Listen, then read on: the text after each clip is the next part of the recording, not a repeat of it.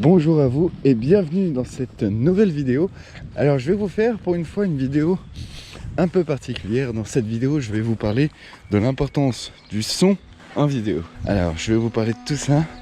En attendant je me rends sur le lieu où je vais vous faire ce petit tournage avec l'essai via plusieurs micros et j'ai pris délibérément le fait de commencer cette vidéo avec le son interne de la GoPro. Vous êtes prêts? Allez, c'est parti.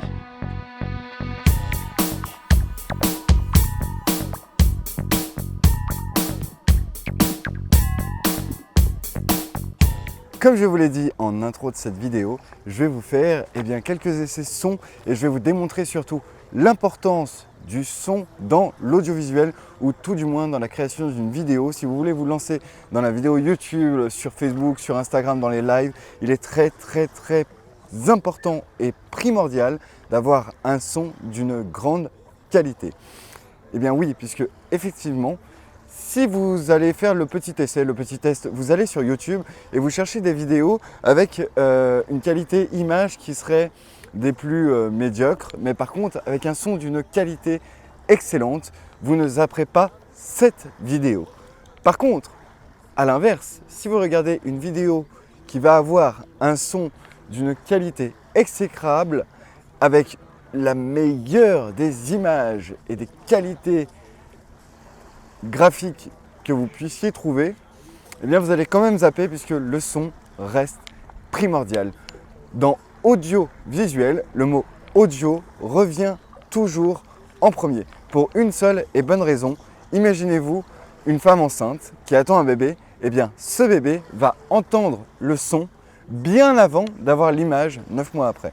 Et ce que je suis en train de vous dire est expliqué dans ce livre qui s'appelle Le son au cinéma et dans l'audiovisuel. C'est un livre de Bernard Guiraud. Donc ici j'ai la 3e édition.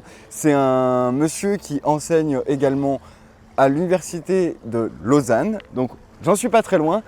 Vous voyez derrière moi juste le lac Léman. Donc cette qualité de son est réellement très importante. Alors pour avoir la meilleure des qualités, d'ailleurs vous pouvez voir un peu la configuration via la GoPro que j'ai juste là, tout ce que j'ai en face de moi en fait.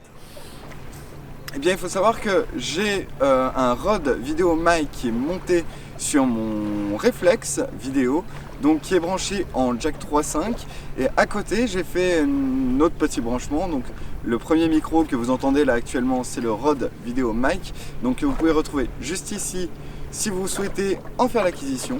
J'ai également à côté, comme visible depuis la GoPro, le Zoom H6, c'est désormais le son qu'on entend. Et ce Zoom H6, vous pouvez le retrouver à un prix assez correct juste là. Donc c'est un petit enregistreur externe qui fonctionne sur pile, qui a une très grande autonomie, assez en tout cas pour toute une journée de tournage, voire même deux.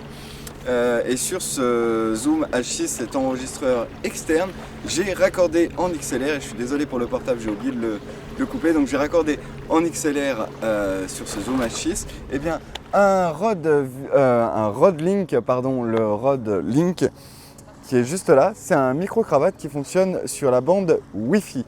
Et raccordé encore, toujours sur ce Zoom H6, parce que ce Zoom H6 a la particularité d'avoir 4 entrées micro XLR, et bien j'ai raccordé un Rode NTG4 Plus, donc qui fonctionne sur batterie, qui a une autonomie de 11 heures environ sur la batterie, ce qui permet en fait de brancher ce micro directement sur la prise jack d'un appareil photo, donc la jack 3.5. Donc il suffit de vous trouver en fait un raccord jack 3.5 XLR, puisque ce micro a déjà l'alimentation fantôme via la batterie, il n'y a pas besoin forcément de passer par un enregistreur externe. Je vais y arriver aujourd'hui. Et donc ce Rode, je l'ai monté actuellement dans un Rode Blimp MK2. Ça c'est pour le vent, parce que vous l'entendez peut-être pas, mais il y a du vent, il y a énormément de bruit autour de moi, des gens qui font la fête là sur la plage juste derrière la caméra. Il y a le bruit de l'eau, il y a le bruit des vagues, il y a des canards qui passent, vous ne les voyez pas non plus. Et donc tout ce matériel, moi je m'en sers et je vais m'en servir professionnellement parlant dans mon prochain court-métrage qui sera Les Contes Imaginarium. Et bien sûr, j'ai fait l'acquisition également de cette perche, c'est la Rode Bumpole Pro. Donc sur cette Rode, j'ai déjà installé le câble.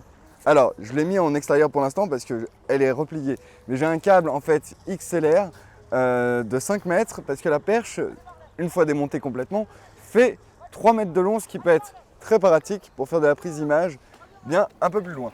Alors, pour le Rode NTG 4 qu'on entend actuellement, c'est le bruit que vous entendez quand je suis en train de vous parler, eh bien le son, enfin en tout cas le micro, pardon, vous pouvez le retrouver juste là. Le Rode Blimp MK2, ce sera juste là. Et pour la perche, pourquoi pas la mettre au-dessus de ma tête comme elle doit être, et ce sera au-dessus de la tête. Je vous remercie d'avoir regardé, j'espère que vous vous rendez vraiment compte de l'importance du son dans une réalisation audiovisuelle, dans une réalisation de vidéos sur YouTube, Instagram, Facebook. Alors, je tiens quand même à préciser que Rode aussi, c'est une marque que moi j'apprécie beaucoup. Je travaille principalement avec Rode et avec la marque Zoom, en tout cas pour le son. Et bien, cette marque fabrique des micros spécial téléphone, donc spécial Natel, donc soit via iPhone, soit sous Android, donc avec une prise 3.5 ou la prise particulière sur iPhone. Et vous avez la possibilité de brancher un casque, un retour, donc qui vous permet aussi d'entendre. Ou si vous êtes en visioconférence ou alors sur un live avec une autre personne, et bien de l'entendre. Mais là, je ne l'ai pas actuellement sur moi. Et je vais vous passer en petit bêtisier, on va dire, une vidéo que j'ai filmée tout à l'heure pour faire les essais juste avant de mon cadrage, etc. avec le micro interne, cette fois de mon appareil photo qui est un Fujifilm X-T3. Vous allez vous rendre compte vraiment que c'est pas la meilleure des qualités pour filmer, d'où l'importance de quand même investir dans du matériel son que vous raccorderez sur votre appareil photo ou sur un enregistreur externe comme je suis en train de le faire. Mais en tout cas, c'est très très important parce que le son sinon va être réellement exécrable et vos auditeurs vont très vite couper cette vidéo. Je vous remercie d'avoir regardé et je vous retrouve très prochainement, je l'espère, pour mon court-métrage, enfin pardon, c'est même pas un court-métrage, c'est une série que je suis en train de préparer. Mon Dieu, mais quelle idée! Une série qui va être très très compliquée, ce sera sur le thème steampunk, je vous le dévoile en exclusivité ici. Il y aura plein de personnages, plein d'épisodes, tout est déjà écrit, il ne me reste plus qu'à le tourner et d'ailleurs je pense que le tournage aura lieu peut-être dans l'endroit où je me trouve. Je vous remercie d'avoir regardé, on se retrouve prochainement pour les contes Imaginarium.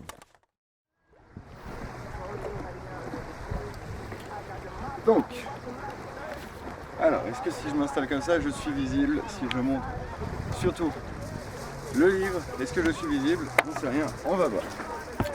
Je déteste parler tout seul face à une caméra.